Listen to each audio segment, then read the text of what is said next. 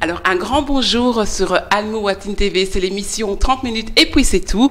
Alors, comme vous savez, 30 minutes et puis c'est tout, c'est une émission de découverte d'artistes, de projets. Et aujourd'hui, c'est une artiste, on peut la mettre partout, cette artiste. Elle est chanteuse, elle est actrice, elle est présentatrice et elle est avec nous en studio. Elle s'appelle Diwa. Bonjour Diwa. Bonjour. Alors, comment vas-tu? Super, et toi? Bah, ça va, il fait bon, donc oui. Voilà, donc on est comme le temps, quoi. Voilà, et merci pour l'invitation. Bah, un grand merci en tout cas d'avoir accepté. Avec plaisir. Puisque voilà, tu es une artiste qui est là à Bruxelles depuis un petit temps et surtout, tu es à peu près un peu partout.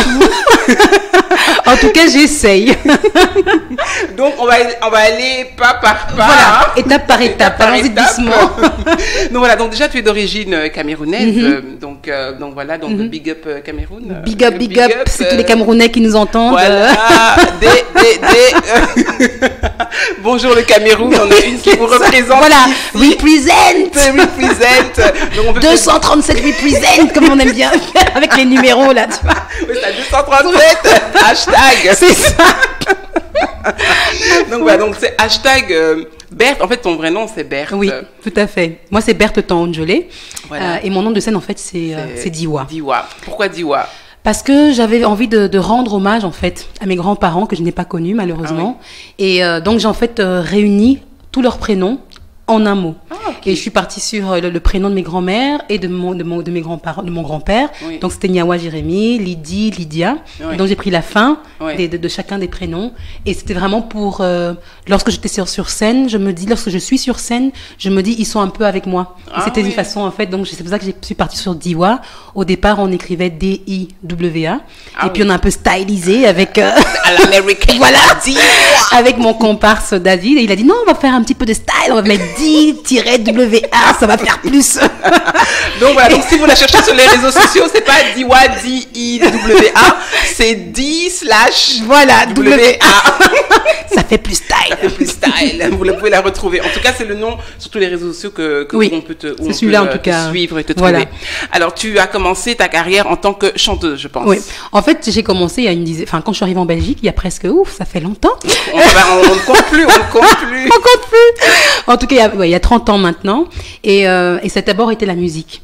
Et c'est vrai que c'est d'abord la musique que j'ai fait du solfège et puis j'ai pris des cours, mais c'est pas des cours vraiment de chant, mais plus de prestations scéniques. Comment être sur scène, comment s'exprimer, comment occuper l'espace. En fait, tous les cours qu'on vous donne quand on commence le théâtre, en fait.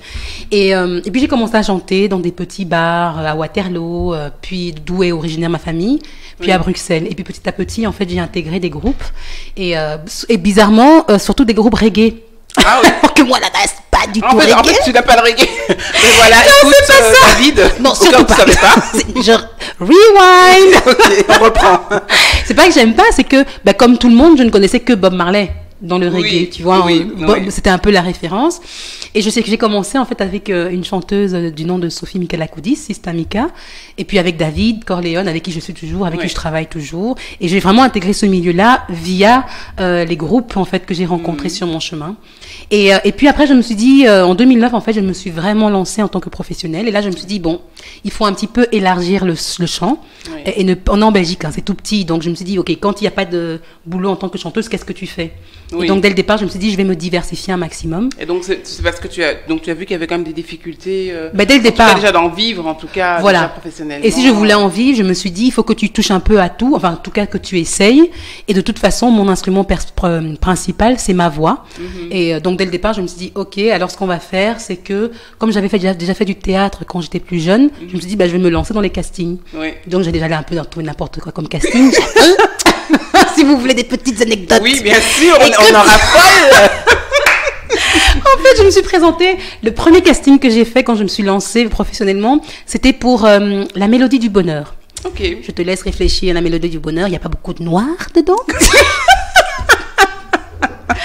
Et j'ai été sélectionnée. Ah oui? Et donc, je suis allée me présenter au casting. J'ai pas été prise, j'ai été sélectionnée pour le casting.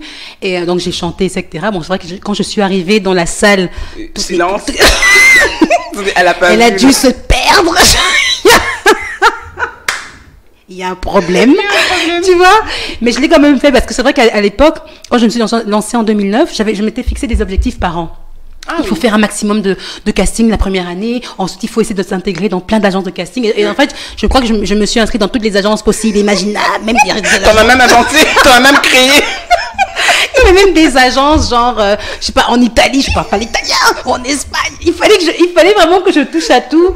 Je ne faisais pas vraiment de sélection. Et c'est comme ça, en fait, que les choses sont venues. Donc, j'ai rajouté cette corde-là en plus à mon arc en tant qu'actrice. Et en fait, comme je suis une enfant de la télé, je regarde énormément la télé. Et je me souviens que quand j'étais petite, quand je jouais à être présentatrice. J'étais et la présentatrice et l'invitée, parce que comme j'étais toute seule à jouer, et donc je me posais des questions me disant, un jour tu pourras être amenée à être interrogée. Donc je m'inventais déjà une vie en fait. On est deux dans ma tête. Et pas que deux d'ailleurs. Et donc du coup, en fait tout ça pour moi était lié, quoi. Tout ça avait un lien. Oui. Et puisque c'est toujours la voix que j'utilise en tant qu'actrice, en tant que chanteuse. Et présentatrice, c'est arrivé il y a très peu de temps, hein, il y a 4-5 ans, où j'ai d'abord présenté pour une web TV. Oui. Et ensuite, je me suis dit, pourquoi ne pas essayer des festivals? Et je me suis présentée en fait à un casting pour le festival du film international francophone de Namur. Pour celui-là, en tout cas, le FIF à Namur, j'ai passé ce casting-là. Enfin, il t'appelle généralement pour voir la sélection, et j'ai passé le casting et je l'ai réussi. Ils m'ont dit, ok, tu es prise. Et je m'attendais tellement pas. Je me suis dit, voilà. Et du coup, j'ai enchaîné. Je me suis dit, tant que ça marche. C'est ça, quoi. Allons-y, hein. Et vraiment, j'ai été super bien reçue au FIF et je continue à présenter une fois par an. Enfin, je suis l'une des présentatrices, je suis pas la présentatrice principale. Puis j'ai fait la même chose pour le Millennium Festival. Et puis, en fait, 2 autres festivals m'ont appelé parce qu'ils ont entendu parler de moi. Et du coup, c'est vrai que sur l'année, et là, je viens d'intégrer encore le festival de Mons. Et donc, du coup, j'ai 5 festivals sur l'année où je présente. Et donc, ça fait du bien parce que le fait de toucher à tout, de se diversifier, d'abord, ça te permet de rencontrer beaucoup de gens en très peu de temps. C'est ça, parce que c'est un festival, donc c'est déjà dans le film. Voilà. Déjà, tu peux déjà dire, au fait, by the way, je suis aussi quoi. Je lance un appel à Quentin Tarantino et tous les autres. Voilà, tu présentes en chantant. Ouais, alors maintenant, nous allons avoir. Eh bien, tu vas rigoler, mais au Millennium, j'ai eu la chance de pouvoir présenter en chantant. Pour l'ouverture du festival aux Beaux-Arts, j'ai eu la possibilité de chanter pour l'ouverture et pour la fermeture. Donc, c'était voilà, j'ai pu allier les deux. Voilà, et c'est vraiment génial parce que bon, tu apprends tout le temps, tu peux pas t'ennuyer. Enfin, c'est vraiment pas une vie. Quand tu te lèves, tu te dis pas, je vais à l'usine, quoi, tu vois. Et justement, j'ai envie de me dire, oui, j'ai de la chance en fait. Et je suis toujours partie du principe que, eh bien, j'ai rêvé ma vie et maintenant je vis mon rêve. Donc c'est vraiment ça en fait. Donc du coup, je me lève en me disant, j'ai de la chance, je peux pas vraiment me plaindre, je peux même pas du tout me plaindre en fait, tout simplement. Et parce que j'imagine un peu, enfin, tu sais, moi quand je dois me lever à 5h du matin parce qu'il faut aller donner un atelier, vraiment, je suis avec tous les gens qui travaillent tous les jours et chaque fois je vous bénis en me disant, waouh, vous avez une force incroyable de vous lever comme ça tous les jours. Enfin, ce que je faisais avant, mais ça va faire plus de 10 ans que j'ai plus cette vie-là, puisque tout est décalé. Tu vois, les horaires, je vais aller répéter l'après-midi, ou alors on va faire des ateliers le matin, ou alors je vais chanter le soir très tard. Donc, je suis complètement décalée par rapport à la vie de tous les jours, on va dire. Oui. Donc, quand je me levais à des horaires normales, j'ai du mal. J'ai dû le faire pour des ateliers parce que je donne des ateliers via un projet de danse contemporaine qui s'appelle. Atelier de danse alors. En fait, c'est un atelier où je donne du chant et la compagnie s'appelle Transcendance de Colline Bilène et en fait je suis sur son spectacle qui s'appelle Danse en papier qui parle des migrations et la particularité du spectacle c'est que tout le décor est en carton. Carton et avec du papier, donc c'est vraiment un très beau spectacle que j'ai intégré il y a quelques années. J'avais d'abord commencé par faire le parcours parce qu'en amont du spectacle, il y a un parcours pour mettre le public directement dans le bain et pour qu'ils puissent aussi faire le trajet que font les migrants quand ils arrivent à une frontière. Et alors, elle est très fort sollicitée par les écoles généralement pour donner des ateliers en plus. Et donc, on a donné des ateliers comme ça à des primo-arrivants il y a quelques semaines. Et j'ai dû me lever très tôt. Je t'avoue que vraiment, j'ai béni tous ces gens qui se lèvent tôt pour nous donner à manger. Se lever tôt pour faire quelque chose qu'on aime et se lever tôt pour être un peu dans la routine, c'est pas pareil. C'est pas la même chose. C'est pour ça que je rends hommage à tous ces gens. Voilà. Ok, merci Diwa. Mais alors, donc toi, par rapport donc à ta carrière, en fait, comme tu dis, avant, tu avais le travail normal. N'est-ce pas? Donc alors voilà, déjà, comment ça a été le déclic de te dire, bon ben voilà, maintenant j'en ai marre, tant pis, je me lance, parce qu'il faut quand même être sûr à 100%, parce que là maintenant tu te dis, genre, j'ai plus de travail alimentaire, et je vais me lancer, donc déjà il faut être hyper déjà confiant de se dire, bah j'ai du talent, donc c'est clair qu'on va me prendre. Et donc c'est quoi le processus, comment ça se passe au début, parce qu'il y a peut-être certaines personnes qui sont là, qui regardent, qui aimeraient vivre de leur passion, mais qui n'osent pas. Donc, mais c'est surtout que d'abord on est sûr de rien. Moi, quand je me suis lancée, je ne savais pas du tout où ça allait me mener. Et surtout, j'avais eu la chance, et parce que les parents sont derrière aussi, j'avais fait mes études. J'ai un diplôme, une licence en communication que j'avais déjà fait. Et j'avais travaillé aussi avant de me lancer. Et quand je me suis lancée, je me suis dit, bah, en fait, c'est juste que je me suis dit, c'est maintenant ou jamais. Quand je me suis lancée, moi, j'avais déjà 27 ans. C'est pas comme si je m'étais lancée à 18 ou à 15 ans. C'est pas du tout la même chose. Et je me suis dit, bah, tu essayes. Tu te laisses 1 an ou 2, et si ça ne va pas, bah, tu sais que tu peux faire autre chose, parce que il faut pas partir du principe que on ne peut faire qu'une seule chose dans la vie. J'adore faire mon métier, voilà, j'aime ce que je fais, j'ai la chance de pouvoir le faire et d'avoir des gens qui me font suffisamment confiance pour me dire viens dans mon projet. Mais au-delà de ça, je sais que je suis capable de faire autre chose. Et ça peut toujours être dans le domaine artistique, hein. Ça peut être directrice de production, ça peut être assistante de production, ça peut être travailler sur des tournages, même si ce n'est pas être chanteuse, être devant voilà, c'est ça. Donc je suis pas partie du principe que, bon, de par mon éducation aussi, en me disant tu sais faire autre chose. Donc tu te lances. Je suis pas partie en me disant non mais je suis trop talentueuse, je suis la prochaine Whitney Houston. Je suis trop top quoi, donc c'est clair. Même si on est au fond de soi, on a envie de croire à ça. Après il y a du travail. Je pense que les gens ne se rendent pas toujours compte que apparaître à la télévision ou être sur une scène, ça demande beaucoup de travail derrière. Je ne suis pas levée un matin en me disant je vais chanter. Je chante depuis que j'ai 10 ans quoi. J'en ai 37 aujourd'hui. Et donc on dira rien.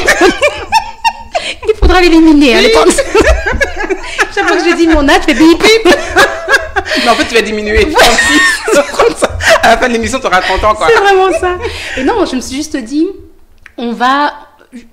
je suis partie du principe que de toute façon, il faudra travailler pour arriver là où je suis. Et ça prend du temps. Moi, ça m'a pris 10 ans. C'est seulement maintenant que je commence à avoir de plus en plus de choses. Et, mais il faut ça. En fait, je crois que c'est aussi une question de s'accrocher. Et c'est vraiment ce que l'on veut faire. Il faut pas se dire, c'est comme on est amoureux, on va vivre d'amour et d'eau fraîche. C'est super au début, mais c'est pas le cas au quotidien. Donc, au quotidien, c'est vraiment être, comment on dit, committed.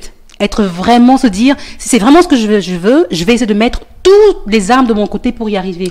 Mais pour ce faire, je vais devoir travailler, répéter, connaître mon texte, et seulement aussi s'informer. On est à l'ère des médias. Et à chaque fois être professionnel là où on va. Il faut toujours être professionnel. Même si c'est des petits projets, on ne sait jamais qui on peut rencontrer, parce que c'est vrai que moi parfois, puisque donc je suis aussi un peu dans la production, mais parfois c'est dans des petits trucs que j'ai rencontré des personnes vraiment incroyables. Oui, c'est ça. Donc, et c'est de partir du principe que c'est un métier. Avant tout.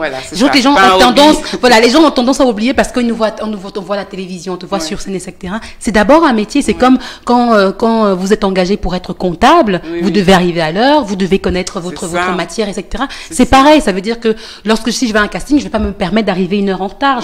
Si je sais que je vais arriver en retard, je dois prévenir un peu à l'avance.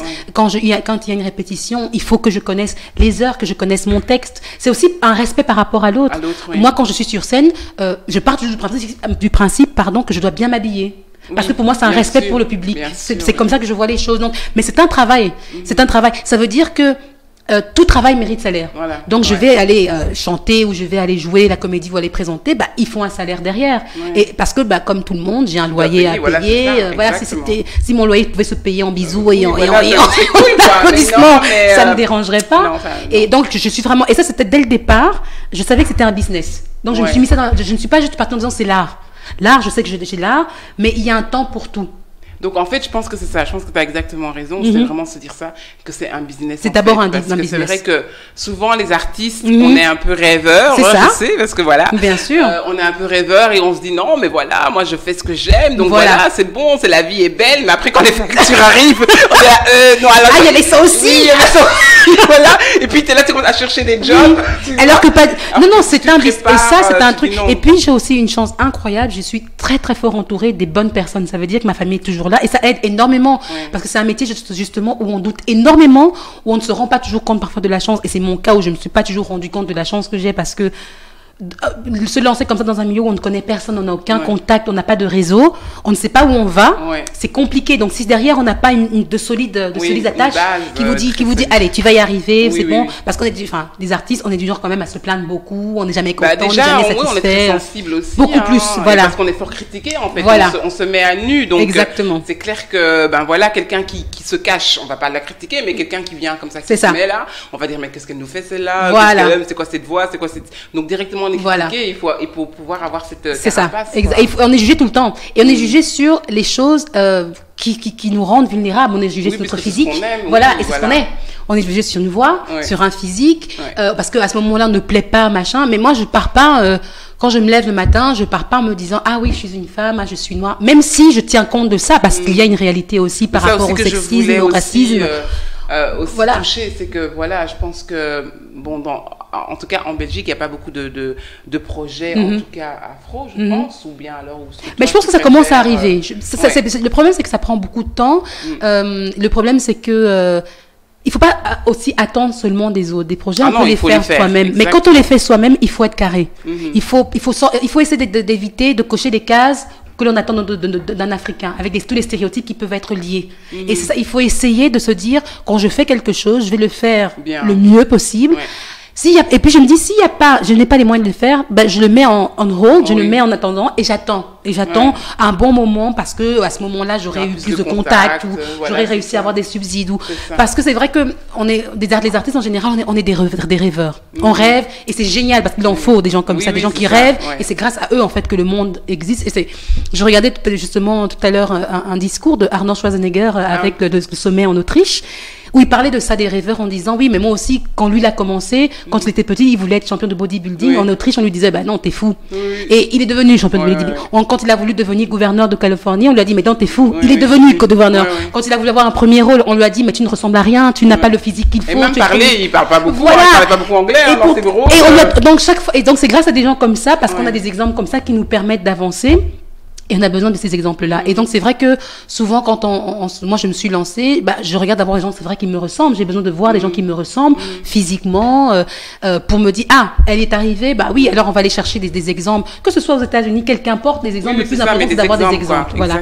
Et d'essayer, et je dis, quand on se lance dans ce métier, partir du principe, c'est d'abord un business. Oui, vous allez avoir des difficultés, il faut être réaliste, c'est ce que je veux dire, il faut être réaliste. Rêver, c'est bien, on peut rêver, moi je rêve aussi de devenir une star demain, etc. Et puis comment arriver à atteindre ces objectifs? C'est en se fixant des objectifs, pour moi, à court, moyen et long terme. Et c'est justement, si déjà à court terme on arrive à réaliser ces objectifs, on peut aller au moyen terme et ainsi de suite. Et les courts termes, parfois, c'est même un jour. C'est ça, ça peut être dans une heure. Exactement. Parce que quelqu'un qui a tendance à procrastiner, il va procrastiner tout le temps. Déjà, rien que le fait de se dire, il faut que je postule. Demain, mais si tu dis il faut, ça peut être demain comme dans 3 jours. Exactement. Mais si je me dis tous les jours je me mets 5 minutes pour essayer de postuler, je le fais. Voilà, c'est vraiment une discipline. C'est un métier. C'est pas juste un hobby. C'est beau parce qu'il y a des très beaux moments et puis c'est vrai que quand on est artiste, qu'on a la chance d'exercer, on vit des moments très forts, très intenses. Et parfois c'est très bas aussi. Voilà, mais il faut l'accepter. Moi j'ai eu du mal au début parce que c'est comme des montagnes russes quoi. Ça monte très fort et puis tout à coup il y a rien. Voilà, le téléphone ne sonne plus. Je suis là. Et vous vous dites qu'est-ce qui se passe. Et tout ce que vous pensez être un défaut chez vous, il faut le prendre comme une force. Ça veut dire que je suis partie du principe en disant je suis une femme noire, ça va devenir une force, ça va pas devenir un obstacle du tout. En me disant est-ce que ça a été des obstacles? Jusqu'à présent, je ne l'ai pas vu comme des obstacles. Je ne l'ai jamais vu comme des obstacles parce que j'ai eu une toute autre vision. Mais peut-être que ça l'est. Peut-être qu'il y a des gens qui se sont dit ah non, je la prends pas parce qu'elle est noire. Mais moi, je ne reste pas là-dessus. Si tu ne me prends pas, honte à toi parce que tu perds un truc incroyable avec moi. Mais c'est ça. Mais oui, c'est ça. Comment est-ce qu'on peut aider quelqu'un à se dire justement si elle n'est pas reçue par des castings? Parce que c'est vrai, moi aussi parfois j'avais fait donc des castings pour des gens et c'est vrai que moi chaque fois je devais expliquer c'est pas toi en fait le problème, c'est que juste la personne que je vois n'est pas comme ça. C'est pas comme ça. Donc parce que j'essaye de que la personne ne se sente pas, surtout parfois quand il y a des jeunes et tout. Donc comment est-ce que ils peuvent travailler ça? Parce que c'est quand même après on perd la confiance en soi. Il faut jamais rien prendre personnellement. Il m'a fallu un temps dingue pour réaliser qu'un casting, il faut savoir, c'est un directeur de casting, j'ai fait un stage il n'y a pas longtemps, un directeur de casting qui disait, les réalisateurs, quand ils font un projet, c'est comme un bébé, c'est comme tomber amoureux. Ça veut dire qu'ils ont créé leur projet, ils ont imaginé les personnages, et donc quand ils trouvent la bonne, et puis il faut être un excellent réalisateur pour trouver la bonne personne qui correspond au personnage.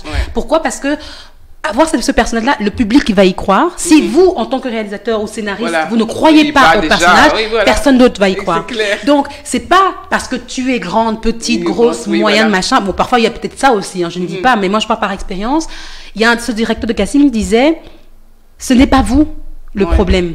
Et puis quand vous passez un casting, c'est pas la fin du monde, quoi. Vous passez le casting, vous rentrez chez vous, vous passez à autre chose. D'accord? Il faut pas vous dire, c'est vrai, moi, le premier casting que j'ai passé, la mélodie du bonheur, j'ai pleuré toutes les larmes de mon corps, je me suis écroulée, j'ai téléphoné à ma copine, j'ai pleuré en disant, tu te rends compte, alors que ça n'a rien à voir, mais il m'a fallu quelques années pour me dire, c'est pas toi le problème. Tu peux arriver, et puis il faut avoir la chance, il y a des réalisateurs parfois qui imaginent un personnage, et puis vous arrivez. Oui, et puis ils se disent, pourquoi pas. Voilà. Exactement. Mais chaque fois que vous passez un casting, donnez à fond, allez-y à fond, parce que moi je me rappelle au début quand je passais des castings, je restais sur mes acquis, surtout des castings de chant. Tout le monde autour de vous dit tu chantes super bien, etc. Donc vous y croyez, ça vous monte un peu la tête. Et vous vous dites, bah ça va, moi je chante bien. Donc quand on fait un casting, vous ne le préparez pas. Je ne le préparais pas. J'arrivais au casting. Juste minutes avant, c'est quoi je chantais? Non, je connaissais mes chansons par cœur parce que ça faisait 15 ans, parce que je préparais. Il y a aussi ça, hein, je veux dire, depuis que je suis petite, je chante. Tous les jours, j'ai chanté. Ma famille devenait dingue. À la maison, ils devenaient fous parce que je chantais tout le temps, je leur cassais la tête. Donc, en fait, c'est comme si je m'étais préparée à l'avance à tout ce qui allait arriver par la suite. Donc, comme je m'étais tellement préparée pendant les 10-15 ans avant, j'avais pas besoin de me préparer plus. Or, c'est pas vrai. Et depuis quelques années maintenant, ce que je fais, et c'est la meilleure chose à faire, s'enregistrer ou vidéo. Parce que maintenant, il y a de plus en plus de casting self-tape. Et ça, vous voyez tout de suite vos défauts. Moi, j'ai un grand miroir à la maison. Et quand je prépare un casting maintenant, que ce soit un casting chant, un casting actrice, je me mets devant le miroir et je joue. Et comme ça, je vois mes expressions. Ah, là, je bouge trop. Parce que par exemple, au cinéma, on vous dit, il faut pas en faire trop comme au théâtre. Si vous commencez à faire, oh là là, au cinéma, on va vous dire, non, ça va pas. La caméra, elle capte tout. Elle capte tout. Donc, vous n'êtes pas obligé de faire, je suis surprise, je suis triste, je suis heureuse, ça marche très bien. C'est clair. Donc, on va dire, mais t'as un problème. Non, t'as un problème, en fait. Et c'est ça qui est bien de faire, justement, de faire beaucoup de casting. Et si vous avez la chance qu'un directeur de casting vous fasse des retours après, c'est encore mieux. Parce qu'il va vous dire, ça, il faudrait que tu fasses. Moi, dans des castings, j'ai une chance et j'aime beaucoup un directeur de casting s'il me voit, Sébastien Moradielos. Il est génial en casting parce que vraiment, il prend le temps avec vous d'essayer d'obtenir la meilleure scène possible. Il fait plusieurs essais. Il est génial à ce niveau-là. Donc, du coup, vous avez le retour directement. Il vous fait faire une scène comme vous le sentez. C'est la première scène. Et puis ensuite, il vous dirige. Et moi, c'est vrai que j'ai été rarement dirigée, on va dire. Et donc, quand j'arrive sur un tournage ou un casting où je suis dirigée, où on me dit fais ci, fais ça, c'est génial, quoi. Et j'ai eu un autre casting où je suis restée pratiquement 1 heure au casting parce qu'il m'a fait faire plein de choses avec c'était directement avec le réalisateur, Peter Van Ness. Il était génial aussi. Et j'adore, ce sont des rencontres comme ça. Ça veut dire que tous les castings que vous faites, même si vous n'êtes pas pris, vous apprenez quelque chose. Voilà. On repart avec quelque chose de toute façon. De toute façon. Ok. Et donc, alors là, maintenant, comme tu disais, tu as sorti un album. Oui, un EP. Un EP. Ah oui, un EP. Voilà, un EP, c'est de 6 titres. Et voilà. Qui s'appelle tout simplement Je suis. Eh ben, ça aussi, ça a mis 10 ans. Ah oui. C'était un rêve que j'avais dès le moment où j'ai commencé. Je me suis lancée en 2009. Mais bon, il a fallu que j'ai mon expérience, etc. Et je l'ai sorti en français. C'était un challenge, alors que moi d'habitude je chante en français. Anglais et français. Voilà, c'est ça. Mais je me suis dit, on va commencer en français, c'est un challenge, voir un petit peu comment ça se passe. Et c'est vrai qu'on est parti sur des mélodies très simples, très dansant, qu'on retient assez facilement. Et on s'est vraiment amusé en fait, parce que pendant qu'on écrivait, quand on était en studio, en fait, on écrivait, David donnait une phrase, parce que c'est avec David que j'ai fait l'album, il donnait une phrase, je donnais une note, on voyait, ça match, c'est bon. C'est bon, allez, on y va, on continue. Donc on s'est vraiment amusé en fait. Et puis, ce qui est génial, c'est qu'il connaît très bien ma voix. Ah oui, oui. Du coup, il sait exactement quand je pose. Là, il m'a dit non, je veux pas que tu donnes de la puissance. Surtout l'album, je veux vraiment que ce soit doux, que ce soit suave, Donc, il savait un peu bien me diriger. Oui. Ça, c'est aussi une chance de tomber sur des gens qui vous connaissent assez bien. Et donc, j'ai eu cette chance-là parce que j'ai fait un crowdfunding, un financement participatif. Et j'ai eu une chance incroyable parce qu'il y a eu 79 contributeurs, en fait, qui m'ont permis d'atteindre la somme que j'avais demandée. J'avais demandé 3 870 €, un truc comme ça. Et donc, le principe du crowdfunding, c'est vraiment faire appel à tout son cercle. Et moi, j'avais été sur la plateforme Ulule. Et eux, leur conseil, c'est d'abord, avant, vous êtes dans une niche, en fait.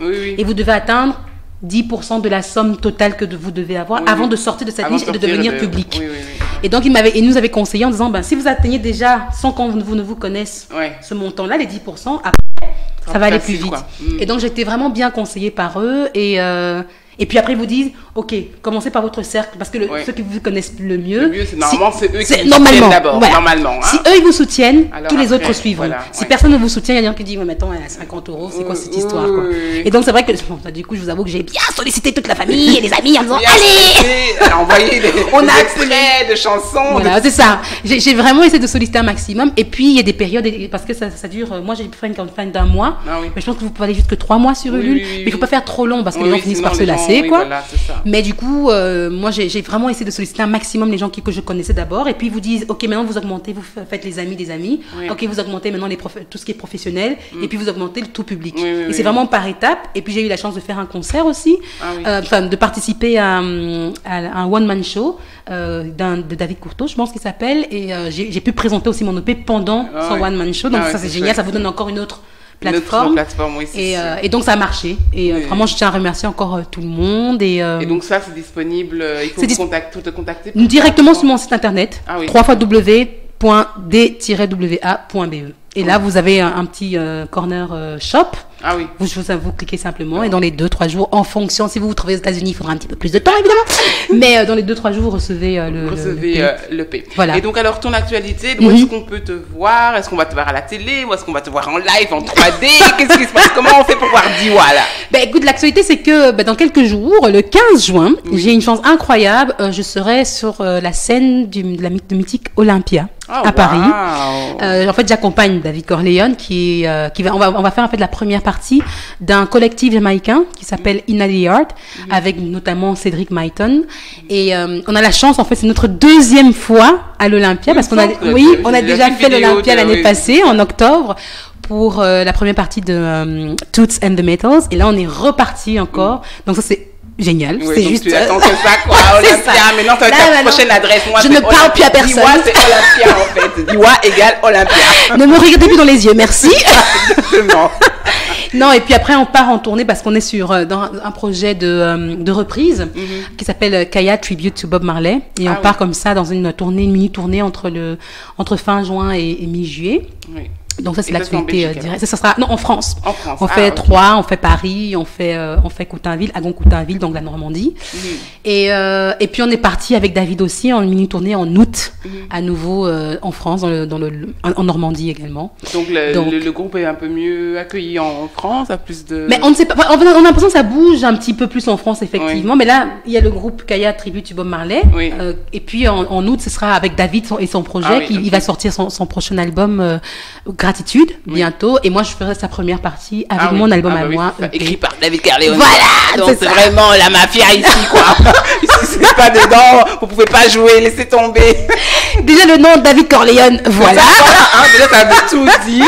Mais bon, on va s'arrêter là, on veut pas d'ennui à Albuatine TV. On veut pas d'ennui. Non mais donc voilà, c'est vraiment un comparse avec qui on s'entend vraiment très bien et ça fonctionne vraiment bien et c'est vrai que ce soit pour mon album, que ce soit pour son projet, on essaie de se soutenir parce que c'est vraiment de l'autoproduction, c'est ça aussi la difficulté quand on n'a pas de maison de production derrière, quand on n'a pas de distribution derrière et quand on doit tout faire soi-même, mais il faut trouver des plans un peu à droite à gauche, ça prend du temps et au moins ce métier les fruits et c'est ce qui est le plus important. Voilà, et ce métier m'a vraiment appris une chose, la patience, mais surtout la patience.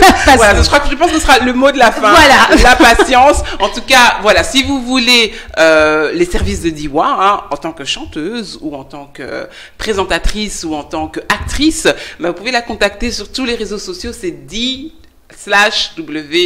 A, et vraiment elle fait un travail de pro. Donc voilà, c'est d'abord le business avec un grand B. Donc vous pouvez la contacter et donc voilà, elle vous fera vraiment un travail pro, et moi vraiment je la remercie d'être venue aujourd'hui. On va la suivre bien sûr sur Anne Mouatine, D/WA. N'oubliez pas son nom, et voilà, un grand merci, et n'oubliez pas la patience. Merci beaucoup.